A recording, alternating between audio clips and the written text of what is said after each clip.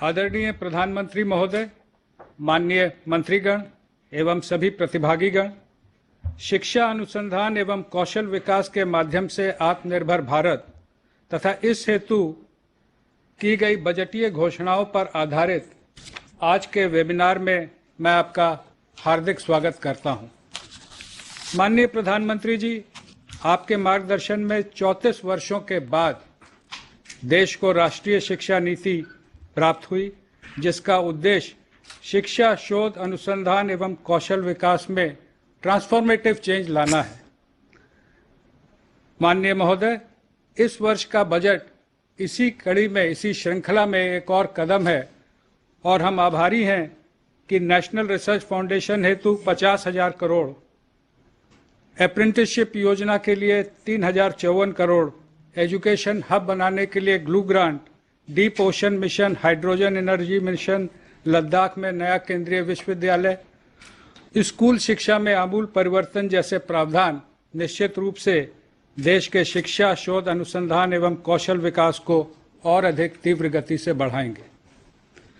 आदरणीय महोदय, आज के वेबिनार में देश के 350 से अधिक प्रमुख वैज्ञानिक, शिक्षाविद एवं उद्योग जगत, फिक्की, सीआईआई, एसोचैम, इनके प्रतिनिधि सीधे तौर पर जुड़े हुए हैं और अन्य YouTube के माध्यम से बड़ी संख्या में विश्वविद्यालय, महाविद्यालय, स्कूल और कौशल विकास केंद्र भी अवलोकन कर रहे हैं, ताकि आपका मार्गदर्शन देश के कोने कोने में विशेष रूप से दूरस्थ स्थानों तक पहुंचे और हम सभी आपके मार्गदर्शन का लाभ उठा सकें। इन्हीं शब्दों के साथ एक बार पुनः मैं आदरणीय प्रधानमंत्री जी का स्वागत करते हुए उनसे निवेदन करना चाहूँगा कि अपना मार्गदर्शन हम सभी को दें। आदरणीय प्रधानमंत्री जी। नमस्कार जी। एजुकेशन, स्किल, रिसर्च ऐसे अनेक महत्वपूर्ण क्षेत्रों से जुड़े हुए आप सभी महानुभावों का बहुत बहुत अभिनंदन। आज का ये मंथन ऐसे समय में हो रहा है जब देश अपने पर्सनल, इंटेलेक्चुअल, इंडस्ट्रियल टेम्परामेंट और टैलेंट को दिशा देने वाले पूरे इकोसिस्टम को ट्रांसफॉर्म करने की तरफ तेजी से बढ़ रहा है। इसे और गति देने के लिए आप सभी से बजट से पहले भी सुझाव लिए गए थे। नई राष्ट्रीय शिक्षा नीति के संबंध में भी देश के लाखों लोगों से विचार विमर्श करने का सौभाग्य मिला था और अब इसके इम्प्लीमेंटेशन के लिए हम सभी को साथ मिलकर चलना है। साथियों, आत्मनिर्भर भारत के निर्माण के लिए देश के युवाओं में आत्मविश्वास उतना ही जरूरी है। आत्मविश्वास तभी आता है जब युवा को अपनी एजुकेशन, अपनी नॉलेज, अपनी स्किल पर पूरा भरोसा हो, विश्वास हो। आत्मविश्वास तभी आता है जब उसको एहसास होता है कि उसकी पढ़ाई उसे अपना काम करने का अवसर दे रही है और जरूरी स्किल भी दे रही है। नई राष्ट्रीय शिक्षा नीति इसी सोच के साथ बनाई गई है। प्री नर्सरी से पीएचडी तक राष्ट्रीय शिक्षा नीति के हर प्रावधान को जल्द से जल्द जमीन पर उतारने के लिए अब हमें तेजी से काम करना है। कोरोना की वजह से अगर रफ्तार कुछ धीमी भी पड़ी थी, तो अब उसके प्रभाव से निकलकर हमें जरा गति बढ़ानी भी जरूरी है और आगे बढ़ना भी जरूरी है। इस वर्ष का बजट भी इस दिशा में बहुत मददगार सिद्ध होगा।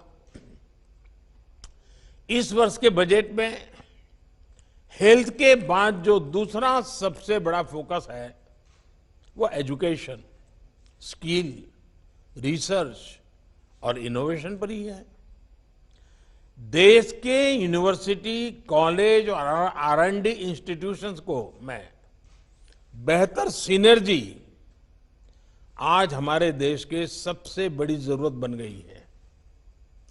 इसी को ध्यान में रखते हुए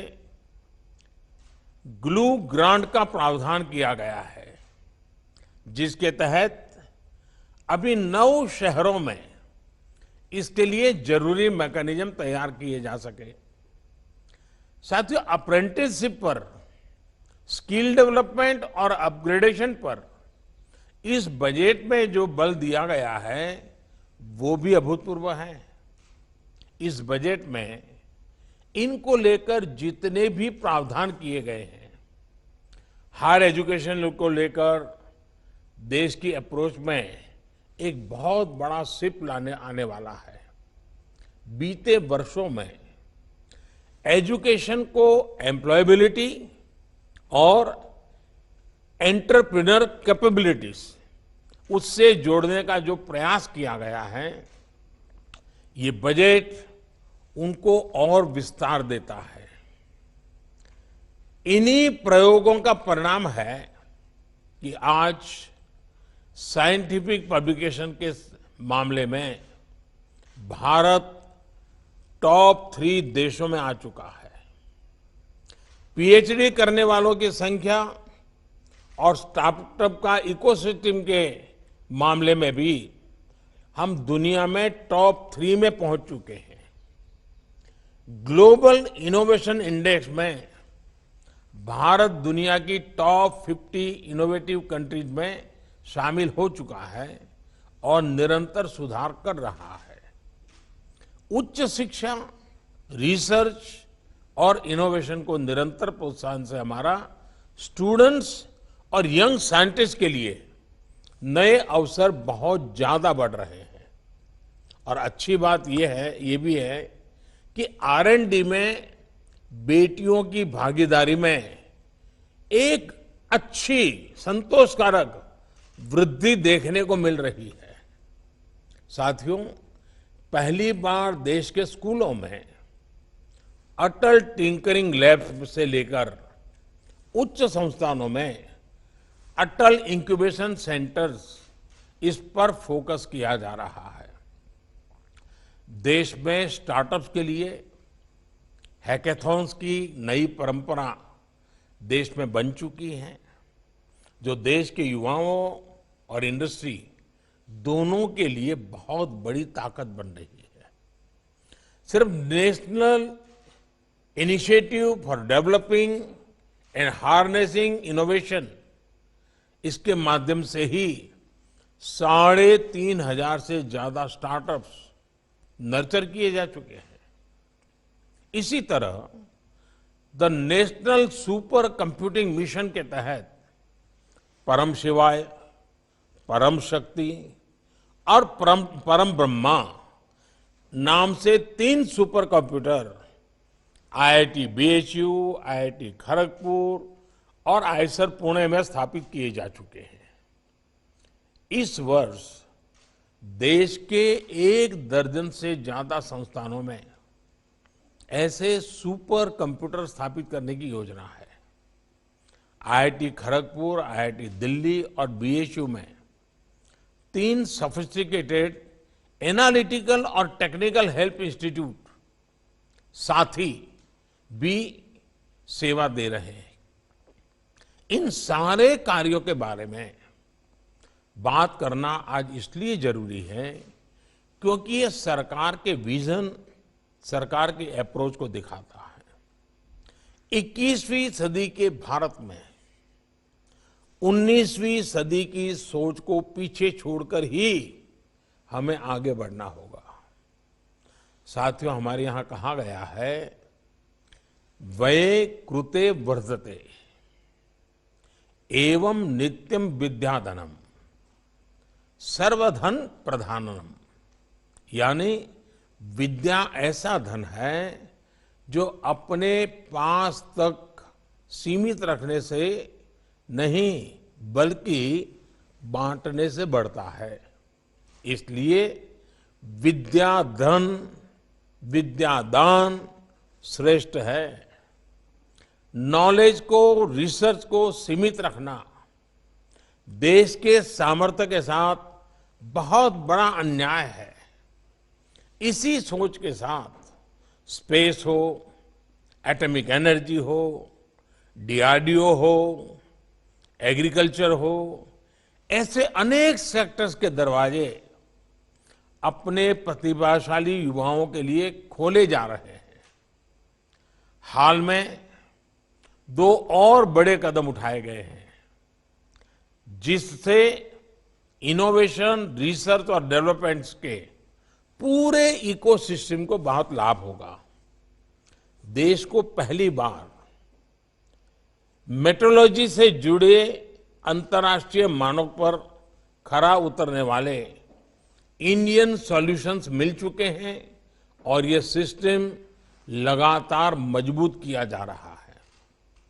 इससे आर&डी और हमारे प्रोडक्ट्स की ग्लोबल कॉम्पिटेंसी में बहुत सुधार आएगा। इसके अलावा हाल में जियो स्पेशियल डेटा को लेकर भी बहुत बड़ा रिफॉर्म किया गया है। अब स्पेस डेटा और इससे आधारित स्पेस टेक्नोलॉजी को देश के युवाओं के लिए, देश के युवा एंटरप्रेन्योर्स के लिए, स्टार्टअप्स के लिए खोल दिया गया है। मेरा आप सभी साथियों से आग्रह है कि इन रिफॉर्म्स का ज्यादा से ज्यादा उपयोग करें, ज्यादा से ज्यादा लाभ उठाएं। साथियों, इस वर्ष के बजट में इंस्टीट्यूशनल मेकिंग और एक्सेस पर और जोर दिया गया है। देश में पहली बार नेशनल रिसर्च फाउंडेशन का निर्माण किया जा रहा है। इसके लिए 50,000 करोड़ रुपए का प्रावधान किया गया है। रिसर्च से जुड़े संस्थानों के गवर्नेंस स्ट्रक्चर से लेकर आर&डी, एकेडेमिया और इंडस्ट्री की लिंकेज को बल मिलेगा। बायोटेक्नोलॉजी से जुड़ी रिसर्च के लिए बजट में 100% से ज्यादा की वृद्धि सरकार की प्राथमिकताओं को दर्शाती है। साथियों, भारत के फार्मा और वैक्सीन से जुड़े रिसर्चर्स ने भारत को सुरक्षा और सम्मान दोनों दिलाया है। अपने इस सामर्थ्य को और सशक्त करने के लिए सरकार पहले ही 7 national institute of pharmaceutical education research को राष्ट्रीय महत्व के संस्थान घोषित कर चुकी है। इस सेक्टर में आर&डी को लेकर प्राइवेट सेक्टर की हमारी इंडस्ट्री की भूमिका बहुत प्रशंसनीय है। मुझे विश्वास है कि इस भूमिका का आने वाले समय में ज्यादा से ज्यादा विस्तार होगा। साथियों, अब बायोटेक्नोलॉजी के सामर्थ्य का दायरा देश की खाद्य सुरक्षा, देश के पोषण, देश की कृषि के हित में कैसे व्यापक हो, इसके लिए प्रयास किए जा रहे हैं। किसानों की आय बढ़ाने के लिए, उनका जीवन बेहतर बनाने के लिए बायोटेक्नोलॉजी से जुड़ी रिसर्च में जो साथी लगे हैं, देश को बहुत उनसे उम्मीदें हैं। मेरा इंडस्ट्री के तमाम साथियों से आग्रह है कि इसमें अपनी भागीदारी को बढ़ाएं। देश में 10 biotech university research, joint industry translation cluster Urjit भी बनाए जा रहे हैं ताकि इसमें होने वाले इन्वेंशंस और इनोवेशंस का इंडस्ट्री तेजी से उपयोग कर सके। इसी तरह देश के 100 से ज्यादा एस्पिरेशनल डिस्ट्रिक्ट्स में बायोटेक किसान प्रोग्राम हो, Himalayan bio resources mission programme हो या फिर consortium programme on marine biological network हो, इसमें रिसर्च और इंडस्ट्री की भागीदारी बेहतर कैसे हो सकती है, इसके लिए हमें मिलकर काम करना है। साथियों, फ्यूचर फ्यूल, ग्रीन एनर्जी हमारी एनर्जी में आत्मनिर्भरता के लिए बहुत जरूरी है। इसलिए बजट में घोषित हाइड्रोजन मिशन एक बहुत बड़ा संकल्प है। भारत ने हाइड्रोजन व्हीकल का टेस्ट कर लिया है। अब हाइड्रोजन को ट्रांसपोर्ट के फ्यूल के रूप में उपयोगिता के और इसके लिए खुद को इंडस्ट्री रेडी बनाने के लिए अब हमें मिलकर आगे बढ़ना होगा। इसके अलावा समुद्री संपदा से जुड़ी रिसर्च में भी अपने सामर्थ्य को हमें बढ़ाना है। सरकार डीप सी मिशन लॉन्च भी करने वाली है। ये मिशन गोल ओरिएंटेड होगा और मल्टी सेक्टरल अप्रोच पर आधारित होगा, ताकि ब्लू इकोनॉमी के पोटेंशियल को हम पूरी तरह से अनलॉक कर सकें। साथियों, शिक्षण संस्थानों, रिसर्च से जुड़े संस्थानों और इंडस्ट्री के कोलैबोरेशन को हमें अधिक मजबूत करना है। हमें नए रिसर्च पेपर पब्लिश करने पर तो फोकस करना ही है। दुनिया भर में जो रिसर्च पेपर पब्लिश होते हैं, उन तक भारत के रिसर्चर्स की, भारत के स्टूडेंट्स की एक्सेस आसान कैसे हो, ये सुनिश्चित करना भी आज समय की मांग है। सरकार अपने स्तर पर इसको लेकर काम कर रही है, लेकिन इंडस्ट्री को भी इसमें अपनी तरफ से कंट्रीब्यूट करना है। हमें याद रखना है कि एक्सेस और इंक्लूजन ये अनिवार्य हो गया है और एफोर्डेबिलिटी एक्सेस की एक बहुत बड़ी पूर्व शर्त होती है। एक और बात जिस पर हमें फोकस करना है वो है ग्लोबल को लोकल के साथ इंटीग्रेट कैसे करें। आज भारत के टैलेंट की पूरी दुनिया में बहुत डिमांड है। इसके लिए जरूरी है कि ग्लोबल डिमांड को देखते हुए स्किल सेट्स की मैपिंग हो और उसके आधार पर देश में युवाओं को तैयार किया जाए। इंटरनेशनल कैंपसेस को भारत में लाने की बात हो या फिर दूसरे देशों की बेस्ट प्रैक्टिसेस को कोलैबोरेशन के साथ एडॉप्ट करना हो, इसके लिए हमें कंधे से कंधा मिलाकर चलना होगा। देश के युवाओं को इंडस्ट्री रेडी बनाने के साथ साथ नई चुनौतियां, बदलती टेक्नोलॉजी के साथ स्किल अपग्रेडेशन करने के प्रभावी मैकेनिज्म के बारे में भी एक संगठित प्रयास की जरूरत है। इस बजट में ईज ऑफ डूइंग अप्रेंटिसशिप, इस प्रोग्राम से भी इंडस्ट्री और देश के युवाओं को बहुत लाभ होने वाला है। मुझे विश्वास है कि इसमें भी इंडस्ट्री की भागीदारी में विस्तार होगा। साथियों, स्किल डेवलपमेंट हो या फिर रिसर्च और इनोवेशन, वो कॉम्प्रिहेंशन यानी समझ के बिना संभव नहीं है। इसलिए नई राष्ट्रीय शिक्षा नीति के माध्यम से देश के एजुकेशन सिस्टम में ये सबसे बड़ा सुधार लाया जा रहा है। इस वेबिनार में बैठे तमाम एक्सपर्ट, तमाम शिक्षाविदों से बेहतर ये कौन जानता है कि विषय की समझ में भाषा का एक बहुत बड़ा योगदान होता है। नई नेशनल एजुकेशन पॉलिसी में स्थानीय भाषा के ज्यादा से ज्यादा उपयोग के लिए प्रोत्साहन दिया गया है। अब ये सभी शिक्षाविदों का, हर भाषा के जानकारों का दायित्व है कि देश और दुनिया का बेस्ट कंटेंट भारतीय भाषाओं में कैसे तैयार हो। टेक्नोलॉजी के इस युग में ये पूरी तरह से संभव है। प्राइमरी से लेकर उच्च शिक्षा तक भारतीय भाषाओं में एक बेहतरीन कंटेंट देश के युवाओं को मिले, ये हमें सुनिश्चित करना है। मेडिकल हो, इंजीनियरिंग हो, टेक्नोलॉजी हो, मैनेजमेंट हो, ऐसी हर एक्सपर्टाइज के लिए भारतीय भाषाओं में कंटेंट का निर्माण करना जरूरी है। मैं आपसे जरूर आग्रह करूंगा कि हमारे देश में टैलेंट की कमी नहीं है।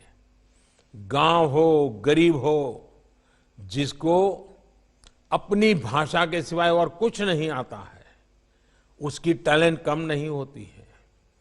भाषा के कारण हमारे गांव के, हमारे गरीब की टैलेंट को हमने मरने नहीं देना चाहिए। देश की विकास यात्रा से उसको वंचित नहीं रखना चाहिए।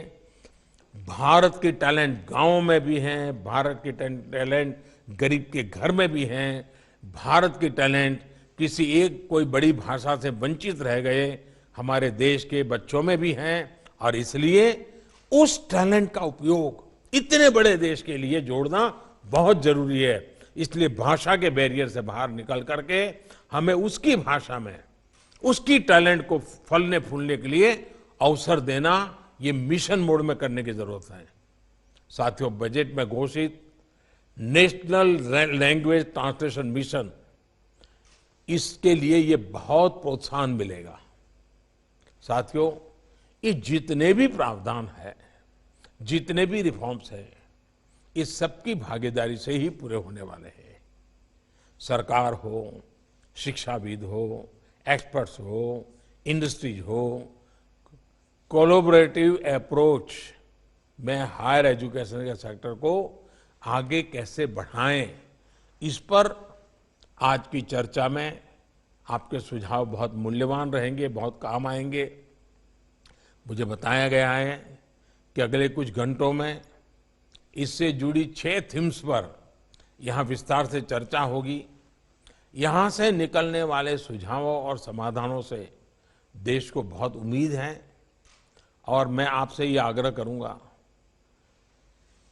कि अब नीति में ये बदलाव होना चाहिए या बजट में ये बदलाव होना चाहिए, वो समय पूरा हो चुका है।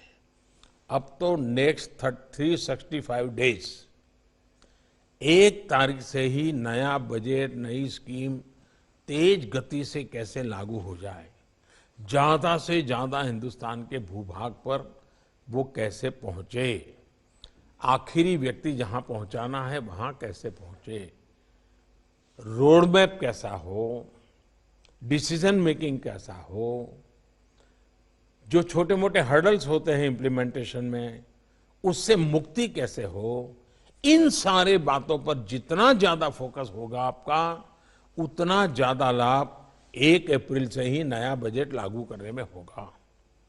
हमारे पास जितना समय है मैक्सिमम उपयोग करने का इरादा है। मुझे विश्वास है कि आपके पास अनुभव है, भिन्न भिन्न क्षेत्रों का अनुभव है, आपके विचार, आपके अनुभव और कुछ न कुछ जिम्मेवारी लेने की तैयारी हमें इच्छित परिणाम जरूर देंगे।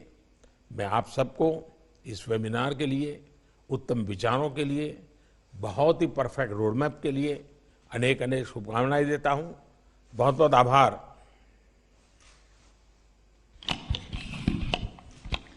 आदरणीय प्रधानमंत्री महोदय, आपके मार्गदर्शन हेतु हम सब आपका बहुत बहुत आभार व्यक्त करते हैं और विशेष रूप से महोदय, माननीय मंत्री जी, माननीय सचिवगण, अधिकारीगण, हम सब आपको विश्वास दिलाना चाहेंगे कि जो भी आपने मार्गदर्शन किया है उसके एक एक बिंदु को हम धरातल पर उतार करके इसी वर्ष में आपके समक्ष और देश के सभी लोगों के समक्ष उतार के दिखाएंगे।